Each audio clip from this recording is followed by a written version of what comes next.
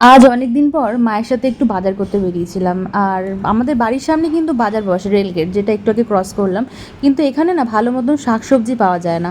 আর আজকে যেহেতু শনিবার, আর শনিবারে তো আমার নিরামিষ, তোমরা জানো আমি অনেকবার ভিডিওতে শেয়ার করেছি আমি নিরামিষ খাই। শনিবারটা মানার চেষ্টা করি যতটা পারি। আর বাড়িতে থাকলে আমি নিরামিষটাই মেনটেন করি, বাড়ির বাইরে থাকলে আর নিরামিষটা হয়তো আমার পালন করা হয়। কুমড়ো ডাটা নেই। ভালো মাল ধরে যাবে যত মালই হোক।